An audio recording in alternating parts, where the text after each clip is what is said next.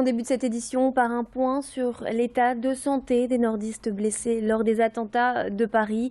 Laura Croix, 31 ans, passionnée de rock, a été touchée par 6 impacts de balles au Bataclan. Au moment de l'attaque, elle se trouvait dans le fond de la salle. Elle est actuellement dans un coma artificiel. Son état est encore très préoccupant malgré les 3 opérations qu'elle a déjà subies. Ludovic Paneleux, originaire de Bailleul, se trouvait également au Bataclan. Le jeune homme a été touché par 3 balles. Il a réussi à s'enfuir alors que la prise d'otage était encore en cours. Une fois à l'extérieur, il s'est effondré sur le trottoir et a été secouru par un couple habitant près du Bataclan. Et Chloé, fille d'un responsable d'une des équipes du football club de Lambersart, a été touchée par 3 balles, mais a réussi toutefois à s'enfuir de la salle. Elle est actuellement hospitalisée à Clichy. Et autre information, Abdelhamid Abaoud a bien été tué durant l'assaut à Saint-Denis hier matin. Il était activement recherché en France et à l'international pour avoir organisé plusieurs attentats. Sa mort a été confirmée par des prélèvements ADN. Il n'est pas toujours facile de trouver une crèche pour son enfant, alors il existe des solutions alternatives, les assistantes maternelles. Et aujourd'hui, elles sont mises à l'honneur. Effectivement, ce jeudi 19 novembre, c'est la journée nationale des assistantes maternelles. Depuis 2005, un jour de l'année leur est consacré, l'occasion de valoriser le métier. Nous avons rencontré Magali Lemaître, qui exerce cette profession depuis 10 ans. La jeune femme s'occupe de 3 jeunes enfants âgés de 20 mois, 17 mois et un nouveau-né. Magali a décidé de devenir assistante maternelle tout d'abord par amour pour les enfants, mais également pour concilier sa vie de famille et son métier. Sur les images, on peut assister à un moment de complicité entre la jeune femme et ses petits pensionnaires. Tous les jours après l'heure du déjeuner, place aux comptines, un temps privilégié que les enfants apprécient particulièrement.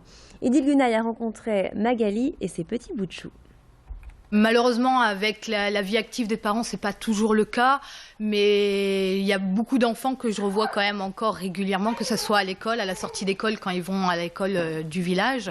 Je vais régulièrement, donc je les vois encore. Et j'essaye aussi de garder un contact en invitant une fois par an les parents avec l'enfant. Et j'essaye aussi que les enfants qui ont grandi ensemble se retrouvent ce jour-là à l'apéro tous ensemble.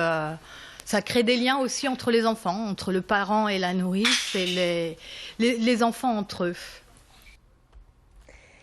Les fêtes de fin d'année approchent et la collecte de jouets commence dans les grands magasins. Emmaüs, Unicité, Écosystème s'associent. Des jeunes volontaires du service civique se chargent de récolter les cadeaux, confiés ensuite à Emmaüs qui s'occupe de la distribution. La société Écosystème, quant à elle, récupère les jouets électroniques qui ne fonctionnent plus et les répare. Un projet caritatif avec un objectif écologique. Chaque année, l'opération est un succès. L'initiative a débuté en 2010 avec seulement 2 magasins. Aujourd'hui, 118 magasins ouvrent leurs portes. À noter que la prochaine collecte aura lieu samedi dans les magasins Cora de Villeneuve-d'Ascq, Seclin et Auchan à Fâche-Tuménil. Clotilde Leguevac a rencontré un des bénévoles. On écoute. Le lien, c'est surtout pour réduire le nombre de déchets. Donc on incite les gens à donner pour éviter justement d'acheter du neuf. Donc ça permet de réduire les déchets. Il faut dire aussi qu'il y a beaucoup, à la période de Noël, on nous a dit le volume des poubelles est doublé. Donc c'est souvent à cette période-là qu'il faut inciter les gens à donner, toujours les encourager à donner pour justement réduire la pollution, surtout les emballages plastiques, les emballages en carton et parfois même le gaspillage, parce qu'il y a des enfants, ils ne supportent pas les jouets qu'on vient de leur donner, du coup ça part tout de suite à la poubelle. Donc plutôt que de le jeter, autant les redonner à des personnes qui en ont vraiment besoin. Donc on préserve la planète tout en faisant plaisir aux gens. Et on continue cette édition avec les décorations de Noël en cours d'installation partout dans la métropole. Et nous sommes partis à Nieppe, village de plus de 7000 habitants situé à la plaine de la Lys.